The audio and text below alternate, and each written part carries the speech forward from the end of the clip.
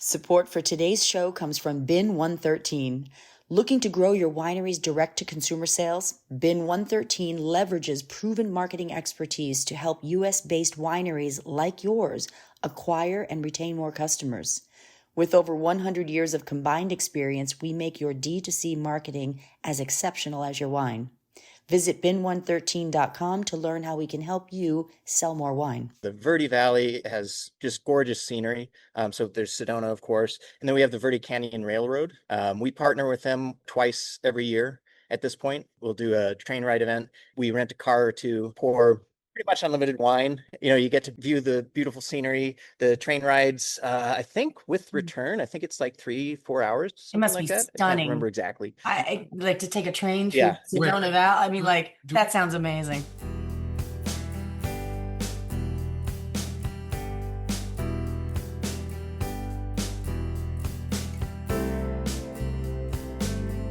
Hello, Sandra. Well, hi. How are you? I'm very good. Good. I'm so glad to hear it. Thank you. So, when you think of Arizona, Yep. what do you think of? All right. What do I think of when I think of Arizona? I think of the same thing as Texas, cowboys. Hey, the gunfight at the OK Corral. Yeah, cowboys and the Grand Canyon and drama.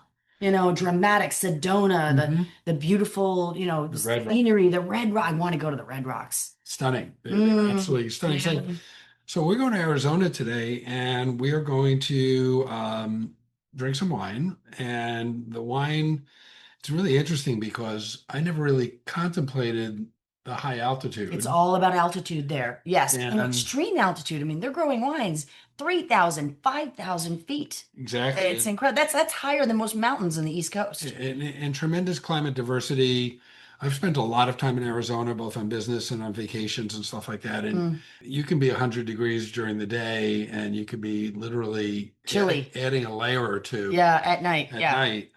The diurnal shift. The diurnal shift. Yes. So the interesting thing about Arizona as it relates to wine making is it actually goes back to the 1600s. Which is crazy. So there were Spanish missionaries, planting the first vineyards in Arizona in the 1600s, bless their hearts.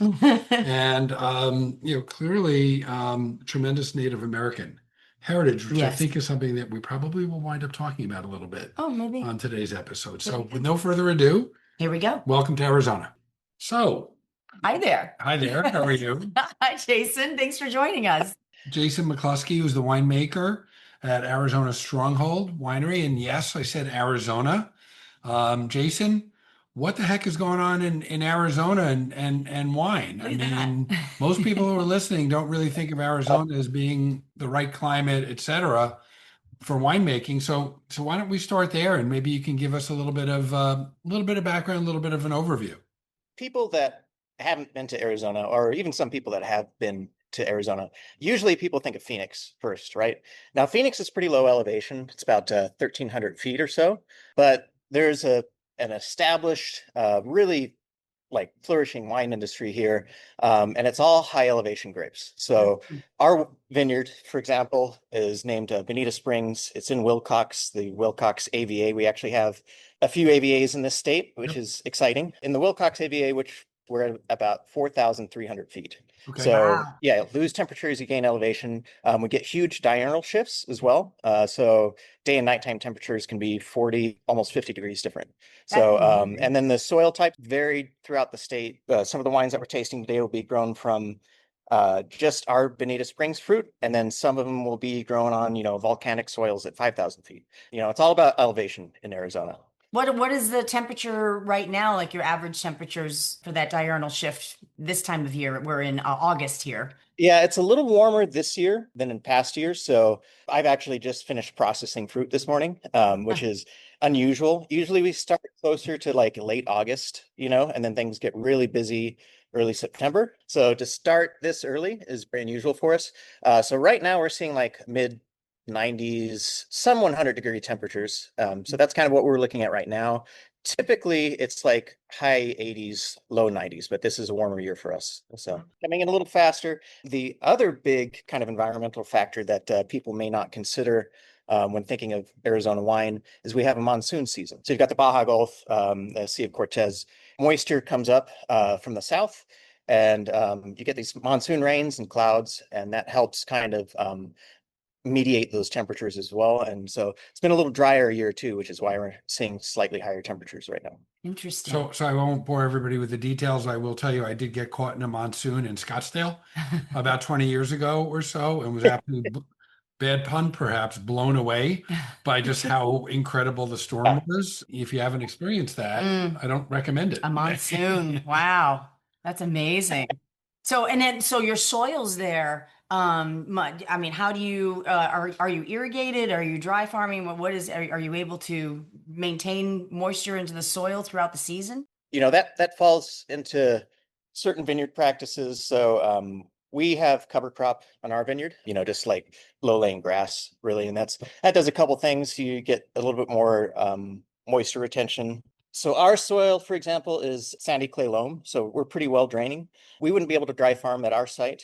There's not very many places that you could potentially dry farm. I've seen people get close to it. We have some rivers in the state as well. And I'm actually up here in the Verde Valley. Our vineyard is about 5 hours or so away from where the winery is located. Up here in the Verde Valley, we have the Verde River, for example. And you could definitely dry farm, right next to the Verde River, but then you have a lot of spring frost issues. So it's Sure. planting right next to the river doesn't really work here, just because of, like I said, those huge diurnal shifts. You can get frosts late in May. And now, what about you? How did you end up there? Where did you come from? I'm actually an Arizona native. So I was born in Phoenix, and it's kind of a funny story. In 2008, I was freshly young enough or old enough to drink wine. Started getting into wine just because, my dad didn't drink it. He got given a few bottles and just gave them to me and was like, here, try these. I opened one. It was an aged Australian Shiraz. I wish I'd kept the bottle. I can't remember what it was exactly, but I remember that. It was an older Australian Shiraz. I opened it and it was fantastic. It was the coolest drink that I'd had at that point, a little better than the Jaeger bombs I'd started with. And but anyways, had a fantastic wine, got interested in it, and I found out that there was, kind of this developing wine industry in Arizona.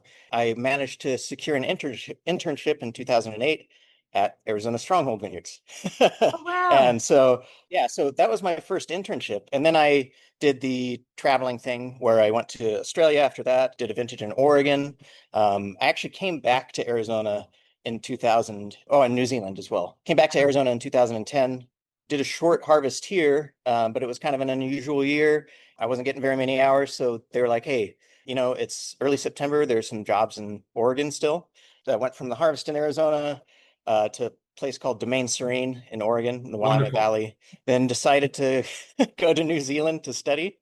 Found a Wow. program there. Did a graduate in New Zealand. Stayed there for a few years. Met my now wife, who is German, funnily enough, and then and then came back to the U.S. Worked in Missouri for a couple of years at a place called Stone Hill, which if you haven't done Missouri yet, they're excellent. I would highly recommend It's on our list. reaching out to Thank you. them. Yeah. Highly recommend Stone Hill. And then yeah, I got a call one day. Stronghold was looking for a winemaker from the general manager who I worked with years and years ago. And so since 2020, I've been here. So you came back home. That's really nice. That's really nice. Well, I Yeah. would love to taste some of your work, which would be great. You've Yeah. given us some really interesting wines today, and well, I will. Which one would you like us to try first? I would say the Viognier is I probably the best one to start with. I Yeah. love Viognier. So interesting wine. So I'm going to pour it for myself as well after I Please. kind of Cheers. show Here's the label too. your wild, gorgeous label. You have to tell us about the label as well. I'll start with the wine real quick. Please. The wine itself, this is a wine that we released to our wine club members. So this, I think, is just a really excellent example of stylistically what I try to do here at Stronghold. So this is moderate alcohol. It's 12.8%. We harvest it relatively early. For the Viognier, if I can get it right at 21.5 bricks, that's perfect for me. So 21.5% sugar, roughly speaking. Was this one And of the wines that was coming in early this year? This varietal? So it's not in yet, but we're probably going to be picking from this vineyard, this variety on Thursday, which is Wow. so yeah, That's earlier year this year, but we're still able to the acids have been retained in the wines this year. Mhm. So we're still going to be able to retain that freshness, which is And something that we're also the really looking choice for. to plant Viognier. I mean, I'm a big fan, but what was the vineyard decision to select this vineyard, this vine? One of the first broad categories of grapes that Arizona decided to experiment with was Rhone varieties, right? So Syrah, Grenache, Mourvedre, Viognier as well. So these Rhone varieties are pretty well established in Arizona. They don't come without challenges. Viognier it ripens really well. It does fantastic. But one of the big challenges in Arizona is actually the cold. So we get late spring frosts. Again, talking about that elevation, diurnal shifts. So Viognier like to bud burst early. And so we do get issues sometimes where we don't make this wine because the late spring frost has taken out everything, Wow. that grew that spring. That's So heartbreaking. That's so sad. I have to say, I love how it smells and the taste. I'm getting a lot of like really yeah. apple and pear and blossom and Yeah, there's a nice floral character to it, but it's over the top, like you can get with yeah, some Viogniers. It's not perfume. It's this nice, delicate, like white flower, maybe even jasmine, something yeah, like that. totally I get jasmine. a little bit of stone as well, Hmm. um, which is another really classic. So for me, this is on the slightly less ripe stone fruit characters that are also there with that apple and pear. Yeah, little white And then cake. like laser acidity on the palate to me, again, we're picking early. We want to retain that freshness. And this wine does not go through malolactic fermentation. The malic acid that comes in when we pick it, we secure that, we leave that there. We like that slightly Granny Smith apple type of Mhm. acidity It that is it that very it gives fresh. to the wine. Yeah, Yeah. definitely maintains a Delicious. freshness. So Jason, I always ask the question about food pairings. So what would your recommendations for our listeners Yeah. be in terms of what to serve this Viognier with? It's got some versatility to it. I would say it's more like medium bodied. This did see some neutral oak aging. No new oak, just some neutral oak. It fermented in stainless steel. It's got a little more body to it. I think this could actually pair with some good desserts, lemon tart or something like that. Kind of a complementary almost pairing there. Plastics like chicken, I think, could go well. A nice chicken dish with maybe tarragon in it I'd paired do good this with with this like a wine. swordfish, So I think. Yeah, swordfish. Like something like a meaty fish. I think it would be really nice Really with some citrus. I love it. It's delicious. delicious. Congratulations. It's really nice. We're going to cut to our first commercial break and we'll be back tasting our great. next wine with Arizona Stronghold. Be right back. At Toomey, 50 years of innovation starts with you. Every zipper, handle, and wheel perfected to perform so you can perform. Day in and day out. Toomey, made for you since 1975. We are back. We are tasting the next wine. Which one would you like us to move on to? Let's move on to the Dayton Rosé. Yes. Yes, we're excited about this. It's rosé season Yeah. here on the East Coast for sure. Color. Really, really light. Yeah. So this is a rosé. Now we didn't put the vineyard on this label just to give us, options, right? But this is 100% Mourvedre. It Ah, also comes from the Healing Schaefer vineyard that the Viognier came from as well. This was, as you can tell from the color, it's not a Saunier rosé. So it's not a rosé where the fermentation started with red grapes and then we, pulled off the juice. We didn't use that method. We picked these grapes, low bricks, so low sugar percentage, brought them in early, again, looking for that acidity, looking for those beautiful, delicate flavors that it has, and that gorgeous color too. really So, pretty color. It really is. I mean, it's just like just a hint Yeah, I love that. of a peachy rose. I mean, it's just very, very light. Jason, allow me to share with you that Sandra and my wife have a beach date Yeah, tonight, and the rest of this bottle will be joining them. perfect. nice. I love this. Wow. So you said you didn't do and explain how you extracted the color again. How long you did not do a slight short maceration with this? You did what? So we picked the grapes for this, transported it to the winery, dumped them directly into the press, whole Mhm. cluster. no destemming, no extended skin contact, and then we pressed it to a stainless steel tank. This wine sees no oak aging at all. It's all stainless. It's all everything here is bright, crisp flavors. That's what we're going for. This kind of red fruit flavors that are in there, maybe a touch of watermelon. Absolutely And watermelon. this wine, it definitely develops in a beautiful way as it ages. When we first bottle it, there's almost always this kind of slight like lemon thyme character, but that kind of goes away with a little bit of age. This is starting to really drink well now. We just released this wine along with that 2024 Viognier. Moved on from obviously the 23 Dayton, and the 23 Dayton was the first year where I switched it to 100% Mourvedre Rosé. It used to be a blend. It used to have some Grenache and Syrah in there, but I'm just so in love with Mourvedre. I love Bandol rosés, Yeah. so Your homage, your nod to Bandol, right? yeah, yeah. Absolutely. Wonderful. No, it's lovely. I mean, yeah, absolutely. Bright, crisp, totally getting the watermelon. Even a little bit of, like you said, a little herbaceous, something herbal in the back there, a little fresh thyme. But again, food pairings. Okay. I'm not just a rosé in the summer girl. I'm a rosé all year girl. Yeah. I think it's such a fabulous food wine. It goes great with sushi. It goes great with, cheeses, and it's just like a easy, fresh, beautiful wine, but particularly in the summer, I think it it really goes is. really, really well with days that end with the letter Y. That's true. You know, we actually interviewed Absolutely. somebody from Pennsylvania many, many months ago, and the joke with her rosé was that it pairs well with oxygen. Yes, that's right. So if you can breathe, you can enjoy this rosé. I think rosé is special in that it's one of those wines that actually, a lot of Asian food can be difficult to pair with, like you said, sushi. Mhm. But even other, like even Thai dishes, other Asian cuisines like that, I think Yeah, like Thai this dishes, wine right? is, Yeah. capable. Got enough flavor there, got that nice acidity to cut through as well. Yes. But before we go on to the next wine, tell us a little bit about the winery, the tasting room, the events that you guys run, and are you mostly drawing people from the local area? Are you getting some tourists to come in and give us sort of paint a picture, if you will, of what our listeners can expect if they come and visit you?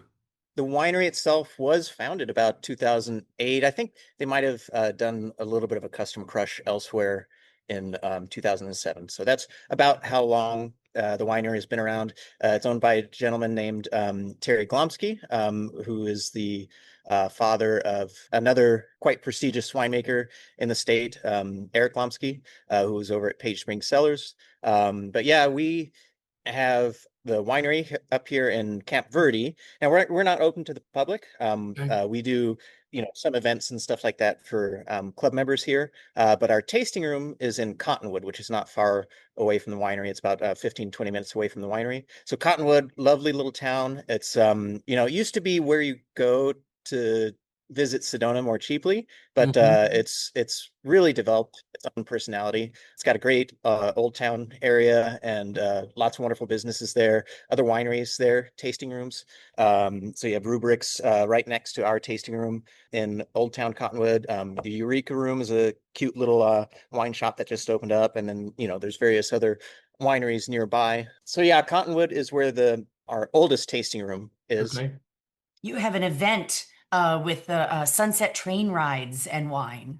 Yeah, that's coming up soon. So, the Verde Valley here is the general area that the winery and tasting room are located in. And the Verde Valley has just gorgeous scenery. So there's Sedona, of course. And then we have the Verde Canyon Railroad, which is that event that you're talking about.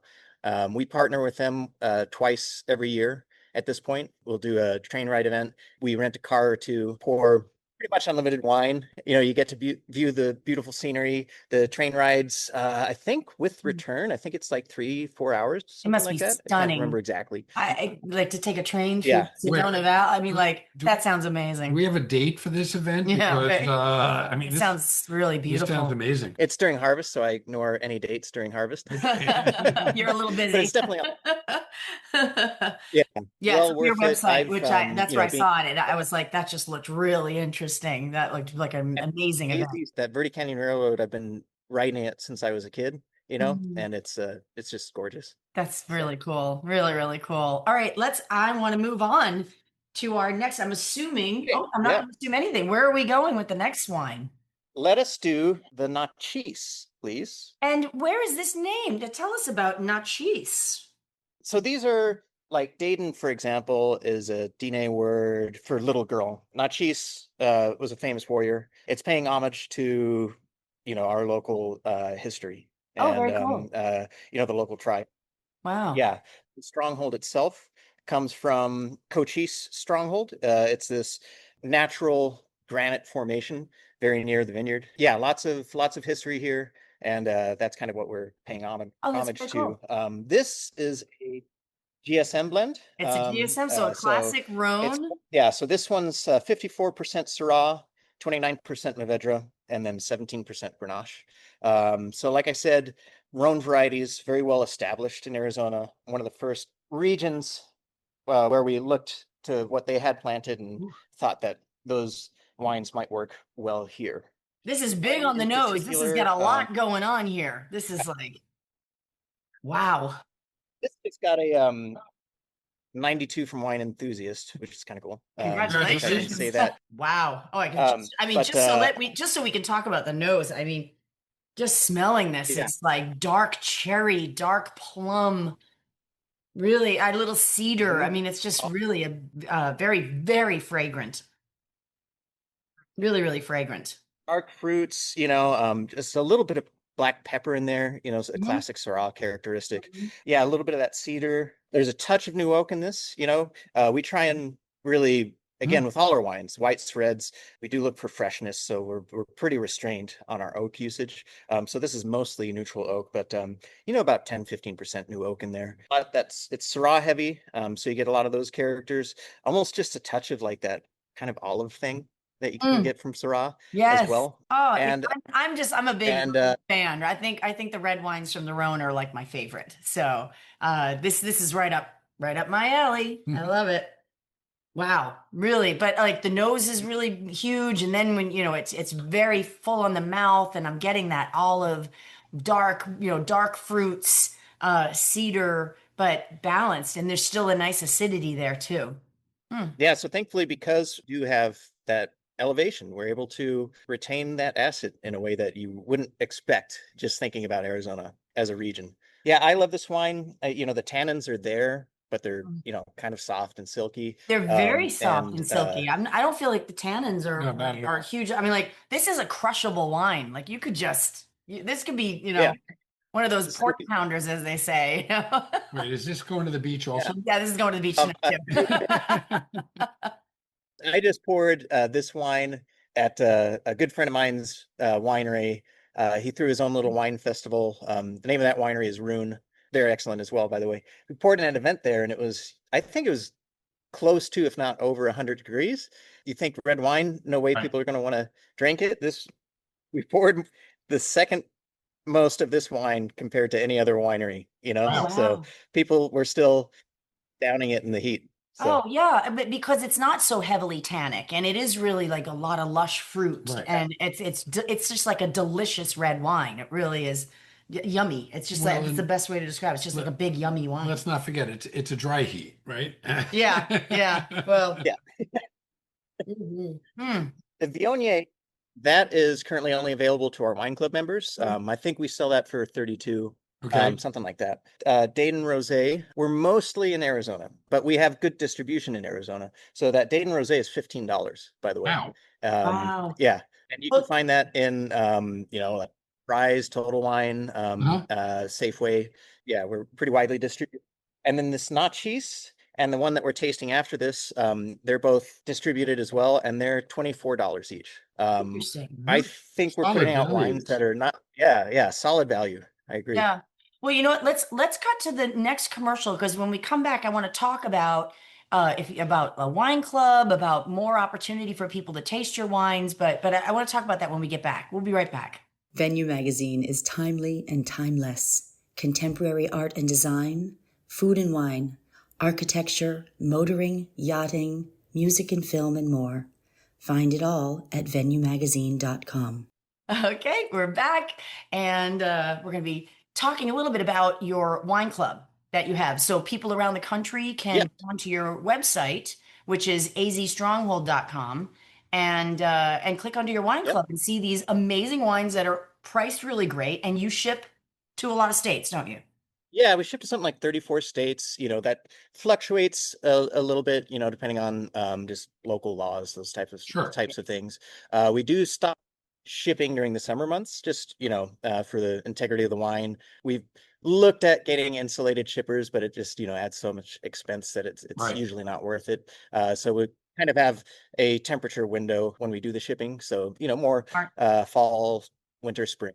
Got a great wine club, several different tiers. We have, one tier that's kind of the least expensive option, but it's usually the best for people that visit from out of state, because a lot of the benefits that we have for our wine club, you kind of have to be in the area Right. to reap those benefits, like the events and things like that we do. We've done a white wine and oysters dinner before for the wine club members. We'll do for certain tiers, private tastings, things like that. So. Hmm. Yeah. Nice. And Really of course, nice. discounts. And discounts. We like that. Well, I mean, your prices are fantastic. They really First of are. all, your prices are really, really great. How many cases? What size of vineyard are you? We didn't really discuss that.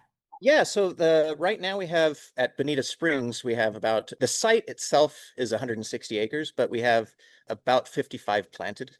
Okay. So 55. We get most of our fruit that we make wine from Bonita Springs, but we do purchase from other vineyards as well. You taste two of those wines that were from the Keeling Schaefer Vineyard. He's at 5,000 feet in the Chiricahua Mountains. Mhm. Really fantastic site. That GSM blend, the Nachis that we tasted, we buy that from Keeling Schaefer as well, from this place called Deep Sky Vineyard, who's also in Wilcox. That's all to say, depending on the year, there's a lot of variability with some of the varieties that we're growing. So we'll process anywhere between 150 and 250 tons. So Wow. for Arizona, Nice. we're big, kind of bounces back and forth between us and one or two other folks, whether we produce the most or not. But that may sound like a lot, but this is still the smallest winery I've ever worked at. Wow. Yeah, So, sure. I've worked at places in New Zealand that did 2,000 tons a day. We're kind of anywhere between the 5 and 10,000 case Right. production. We do quite a lot of custom crush, so we make quite a lot of wine for other people as well. So Interesting. so sometimes you may be enjoying an Arizona wine that I made and don't even know it. So I can make my own label with you? Yeah, absolutely. Because I'm smelling the very end of this nachis. It's like still opening up in my glass, and I'm Yeah. smelling all kinds of new stuff now. I'm getting like the vanilla, a little touch of chocolate. It's like I really like this wine. It's still opening up in the glass because I savored the last sip so we could Right. taste the next wine, our final wine. I didn't. I gulped it down. You gulped it down. Yeah. I'm still swirling and sniffing this. Yeah, really love that wine. So let's taste the Mm. cab, and while Sandra pours it out and you pour some for yourself, tell us a little bit about your Scottsdale tasting room. Are you right in Old Scottsdale?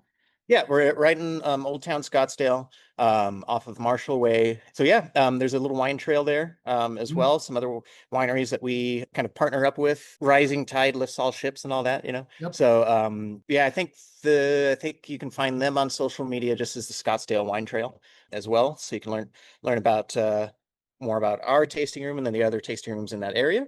And yeah, that's been open for I think 2-3 years now. Sounds like Yeah, a it must be nice 3 years supportive now. community So that all of you are yeah. really, like you said, the rising tide lifts all ships. Like everybody's Yeah. bringing more good attention to your area. I'm probably friends with like 75% winemakers in the state, and the other 25% I just haven't met. Nice. So, Yeah, you yeah, know, yeah. Well, tell us about our final wine, this really dark yeah, colored, so this is gorgeous. beautiful color to it. So, 2023 was an exceptional year all around in Arizona. Really great wines, but especially for the reds, I think. So you kind of see that in this wine, this Cabernet Sauvignon. And this comes entirely from our vineyard. The vines are actually about 33 years old. We have some of the older vines in the state. So this was, yeah, planted 92, 93. So Cabernet Sauvignon, 100% from Bonita Springs Vineyard. Like I said, that 4,300 feet in elevation. Again, on the moderate alcohol side. So this is only 13.5%. Hmm. We definitely go, more for that freshness, fruit forward, but restrained, not over the top, pairs well with food. I'm curious I haven't had a chance to sit and smell it yet, Mm. tasted it once or twice before, but what are you getting off the nose? Mm. Well, first of all, I've already tasted it, so I couldn't wait. Yeah, off the nose, like I'm getting more of that kind of more the cedar, peppery kind of note. Yep. But I can definitely smell, blackberry is coming through, blueberry is coming through. Like I'm getting a little blueberry Yeah. and kind of a Yeah, bitter.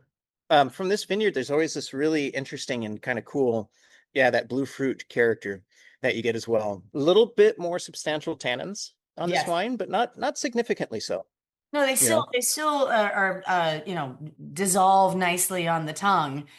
This definitely would be a great Mhm. steak wine. Oh, yeah. This is a really great big steak wine. I would love to dive into it. Like a steak with like some chimichurri sauce or something like that Mhm. It would would be hold up. awesome. Uh, Absolutely. doing something more vegetarian, like a grilled portobello, something like that would go really well. Mm. I love it. Yeah. No, it's really and now of course it keeps opening up. Now I'm tasting and smelling more Yeah. vanilla. Is this new oak? How long did it spend in there or Little bit more new oak than the Nachis. I feel like the Cabernet Sauvignon can withstand a touch more. So this is closer to 20-25% new oak. The rest is neutral. And when I say, those are all kind of estimates because sometimes it's a once filled barrel, which is a little more subtle, but it's that's the range of what I look for with this wine. It's funny, I actually feel like tasting the new oak barrels versus the neutral barrels, when you select the correct oak, you do get that oaky character, which adds complexity and is tasty. But the thing that's a little less intuitive is it can also help lift the fruit characters. So it can actually make the fruit characters that the wine has pop a little bit more. I think you see that here. I also get this like lovely kind of black cherry character too, which is not something I think you often find in cabs, but it's another kind of characteristic of this vineyard, in Mhm. my opinion. Well, it's cherry season right now. I've been eating a ton of cherries, so Yes. I'm totally getting that like spicy cherry kind of a taste to this. Yeah, really, Mhm. very nice, really well balanced. I would say like Thank nothing you. jumps out more than the other. It's not too acidic. It's not too tannic. It's not too fruity. It's a really nicely balanced wine. Really more in the French style of a Cabernet Sauvignon. So, Jason, congratulations. You're Yeah. producing some amazing Mhm. wines and in a place that Thank you. most of us wouldn't think. A little touch of Rosé in Arizona. Exactly, exactly. So thanks so much for joining us. But everybody your website again is azstronghold.com and can see those really Yes. cool train and wine events where you go through the that Sedona area and drink some wine. I mean, that sounds spectacular. It sounds worthy of Yeah, a you get trip to go do it. September 27th. river. Yes. I looked it up. You looked it up. I'm really good at the multitasking. So Jason, thank you again. It was a pleasure.